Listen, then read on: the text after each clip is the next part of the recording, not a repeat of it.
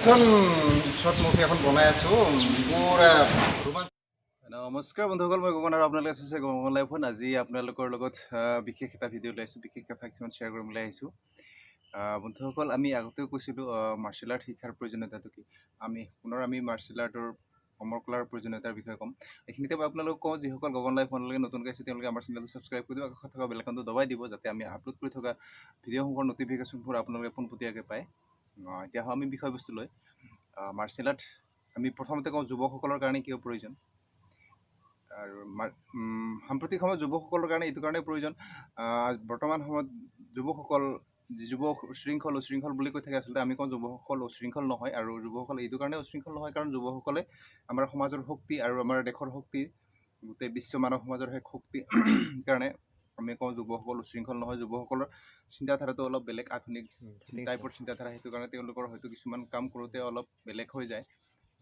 সেইটো কাৰণে আমি ভাবোঁ যুৱকসকলে মাৰ্চেল আৰ্টটো শিকিলে কি হয়, মানে তেওঁলোকে ফৌজি, আৰ্মি, ডিফেন্সৰ লেখীয়া চাকৰিসমূহত তেওঁলোকে পোনপটীয়াকৈ ধৰি লওক এটা প্ৰিফাৰেঞ্চ পায়, আৰু নিজৰ পাৰফৰ্মেঞ্চ থাকে, নিজৰ বেলেঞ্চ থাকে, আৰু নিজৰ বুদ্ধি খটাবলৈ তেওঁলোকে সম্পূৰ্ণ সাহস পায়। আৰু বন্ধুসকল, আমি পুনৰ আপোনালোক জনাইছোঁ, ওপৰত আই বটমত দিয়া আছে, পাঞ্চ কেনেকৈ মাৰিব লাগে আমি ওপৰত আই বটমত দিছোঁ, চাব। লগতে তেওঁলোকৰ চাকৰিৰ কাৰণে যথেষ্টখিনি সুবিধা হয়, তেওঁলোকৰ বেলেঞ্চ যথেষ্টখিনি থাকে, বডি পাৰফৰ্মেঞ্চ যথেষ্টখিনি থাকে, আৰু লগতে তেওঁলোকৰ যিখিনি মাৰ্চেল আৰ্টৰ কম্পিটিশ্যনৰ যিখিনি চাৰ্টিফিকেট হয়, চাৰ্টিফিকেটখিনি তেওঁলোকক যথেষ্ট প্ৰিফাৰেঞ্চ দিয়ে। তাৰ ফলত যুৱকসকল, বহুখিনি যুৱকে ডিফেন্সৰ লেখীয়া চাকৰিত অংশগ্ৰহণ কৰি দেশ মাতৃ সেৱাৰ তেওঁলোকে এক গুৰুত্বপূৰ্ণ ভূমিকা পালন কৰি আহিছে। এইটো ক্ষেত্ৰত মোৰ যথেষ্ট সংখ্যক ছাত্ৰই বৰ্তমান সময়ত ইণ্ডিয়ান আৰ্মিত, আছাম পুলিচত, আৰু ভাৰতীয় সেনাবাহিনীৰ অৰ্ধসামৰিক বাহিনীতো বহুখিনি ছাত্ৰ ছাত্ৰীয়ে বৰ্তমান সময়লৈকে জড়িত হৈ আছে। তাকে লৈ সেইটো কাৰণে কওঁ যুৱকসকলৰ কাৰণে খুবেই ভাল। আৰু যিসকল কলেজত পঢ়ি থাকে তেওঁলোকে এই আৰ্টটো শিকি থাকিলে, কলেজত পঢ়ি থাকিলে কলেজৰ ফেষ্টিভেলবিলাকত তেওঁলোকে এই আৰ্টটোক তেওঁলোকে ডেমনষ্ট্ৰেশ্যন কৰিব পাৰে, যাৰ ফলত তেওঁলোকে এটা নিজৰ সুকীয়া ষ্টেটাছ বনাব পাৰে। আৰু বন্ধুসকল, আৰু এইখিনিতে আৰু এটা কথা কওঁ, মই কুংফু আৰু পেঞ্চাক চিলাতৰ লগত জড়িত হয়। ইতিমধ্যে মোৰ ষ্টুডেণ্টে ইণ্টাৰনেশ্যনেল চেম্পিয়নশ্বিপো অৰ্জন কৰিছে, আৰু নেশ্যনেলত যথেষ্টখিনি ছাত্ৰ ছাত্ৰীয়ে মোৰ মেডেল আজৰিবলৈ সক্ষম হৈছে, অসমৰ নাম কৰিবলৈ সক্ষম হৈছে।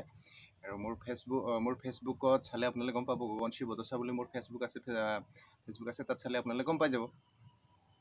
আৰু ইনষ্টাগ্ৰাম আছে, ইনষ্টাগ্ৰামতো আপোনালোকে মোক ফ'ল' কৰিব পাৰে, গগনশ্ৰী বদচা বুলি আছে, ফ'ল' কৰিব, তাতে পাই যাব আমাৰ এই মাৰ্চেল আৰ্টত আমাৰ সেইবিলাক চাব পাৰিব। আৰু বন্ধুসকল, এতিয়া আমি যুৱতীসকলৰ কাৰণে মাৰ্চেল আৰ্টে মানসিক, শাৰীৰিক, বৌদ্ধিক বিকাশ যথেষ্টখিনি আগবঢ়ায়। আৰু এইটো ক্ষেত্ৰত যুৱতীসকলৰ শাৰীৰিকভাৱে কিছু দুৰ্বল থাকে, আৰু সেই দুৰ্বল থকাৰ ফলত যুৱতীসকলে মাৰ্চেল আৰ্টটো সদায় প্ৰেক্টিছ কৰিলে, ব্যায়ামবিলাক প্ৰেক্টিছ কৰিলে, কিক পাঞ্চবিলাক প্ৰেক্টিছ কৰিলে তেওঁলোকে নিজক সুস্থ সবল কৰি ৰাখিবলৈ যথেষ্টখিনি সাহস পাব বা বল পাব। আৰু আমি দেখাইছোঁ কাষত এয়া যুৱতীসকলে প্ৰেক্টিছ কৰি আছে, মোৰ ষ্টুডেণ্ট হয়, নেশ্যনেল চেম্পিয়ন হয় এওঁলোকে, আপোনালোকক দেখুৱাই আছোঁ। এগৰাকী চিম্পী আছে, প্ৰেৰণা হাজৰিকা আছে, ৰিমা লামা আছে, পিছত আছে লাকি দাস, চাই থাকক। তেওঁলোকে খুব প্ৰেক্টিছ কৰে, নেশ্যনেল তেওঁলোকে গোটেইকেইজনে চেম্পিয়ন হয়,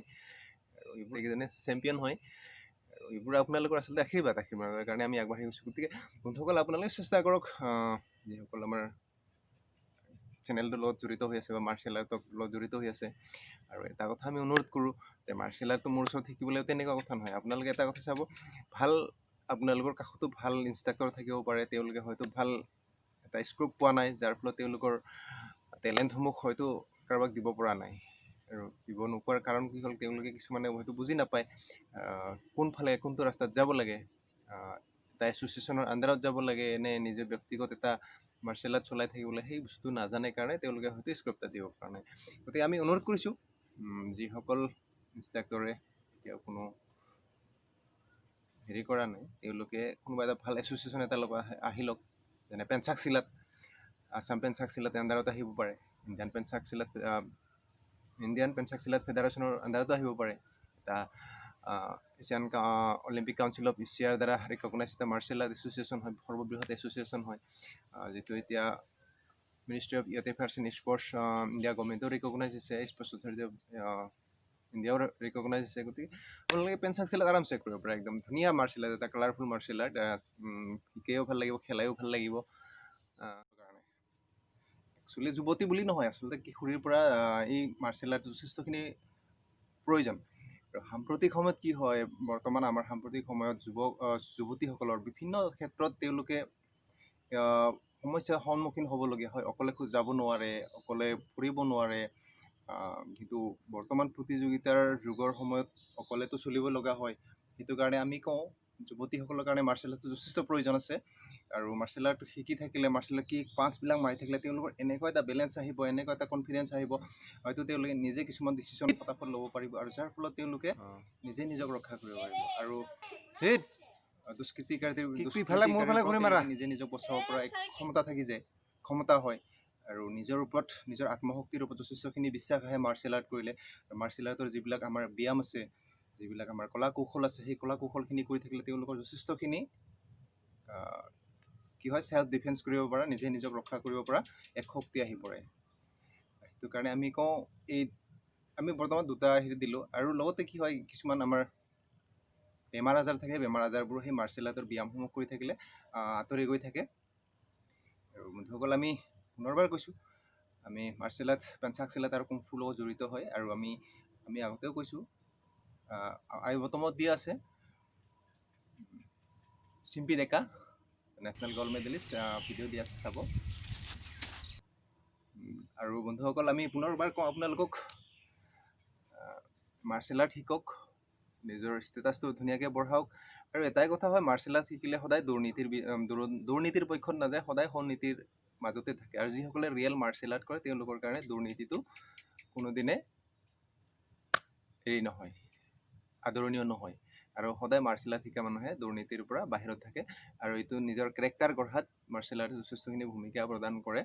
আৰু আশা কৰোঁ বন্ধুসকল, আমাৰ এই ভিডিঅ'টোত আমি যিখিনি আপোনালোকৰ লগত শ্বেয়াৰ কৰিলোঁ, যদি আপোনালোকৰ লগত ভাল লাগে, আপোনালোকৰ যদি আমাৰ এই কথাখিনি ভাল লাগে, লাইক কৰি দিব। আৰু যদি ভিডিঅ'টো বেছি ভাল লাগে, কেনেকুৱা লাগিছে কমেণ্ট কৰিব। আৰু পুনৰবাৰ কওঁ, আমাৰ ভিডিঅ'সমূহ চাই যিসকলে কমেণ্ট কৰে তেওঁলোকক আমি ধন্যবাদ জনাইছোঁ। আৰু যিসকলে তেওঁলোকৰ চেনেলসমূহ চাবলৈ কাৰণে অনুৰোধ কৰিছোঁ, আপোনালোকৰ চেনেলবোৰ আমি প্ৰায়ভাগ চাবলৈ চেষ্টা কৰিছোঁ, আৰু কমেণ্ট কৰিবলৈ চেষ্টা কৰিছোঁ, চাইছোঁ, কমেণ্ট কৰিছোঁ, ছাবস্ক্ৰাইব কৰিবলৈ চেষ্টা কৰিছোঁ। বন্ধুসকল, কেতিয়াবা হয়তো কাৰোবাৰ থাকি যাব পাৰে চেনেলবোৰ আপোনালোকে কমেণ্ট কৰাৰ পিছত চাবলৈ। তথাপিও আপোনালোকে পুনৰবাৰ কমেণ্ট কৰিব, আদাৰ ভিডিঅ'ত, অন্য এটা ভিডিঅ'ত কমেণ্ট কৰিব। আমি সেই ভিডিঅ'সমূহ চাই আপোনালোকৰ চেনেলসমূহ ছাবস্ক্ৰাইব কৰিবলৈ চেষ্টা কৰিম, যিমান পাৰে চেষ্টা কৰিম। গতিকে বন্ধুসকল, বেয়া নাপাব, মই পুনৰবাৰ আপোনালোকক অনুৰোধ কৰিছোঁ, আপোনালোকে আমাৰ চেনেলটো চাই থাকক। আৰু মাৰ্চেল আৰ্টৰ নতুন নতুন টিপছবিলাক পাবৰ কাৰণে, শিকিবৰ কাৰণে আমাৰ গগন লাইফ 1 ছাবস্ক্ৰাইব কৰি থ'ব, লগতে কাষত থকা বেল আইকনটো দবাই দিব। আৰু অনাগত ভিডিঅ'ত পুনৰ এটা মাৰ্চেল আৰ্টৰ নতুন টিপছ লৈ আহিম আপোনালোকৰ লগত। আৰু তাৰ আগতে আমি আৰু এটা কথা কওঁ, মাৰ্চেল আৰ্ট সদায় কৰক, সদায় এক্সাৰচাইজ কৰক। মাৰ্চেল আৰ্টে সদায় আপোনাক কি ক'ব, সদায় পজিটিভ চিন্তাধাৰাৰ মাজলৈ টানি লৈ আহিব। আৰু লগতে আৰু কি, নিজৰ ধুনীয়া এটা চেহেৰা হৈ থাকিব, আৰু এট্ৰেক্টিভ চেহেৰা এটা হ'ব। সেইটো কাৰণে মাৰ্চেল আৰ্ট সদায় কৰিব লাগে, মাৰ্চেল আৰ্টৰ ব্যায়ামবিলাক সদায় কৰিব লাগে বন্ধুসকল। তো টিল দেন বন্ধুসকল, এনি স্কিন এনজয় কৰক, বাই।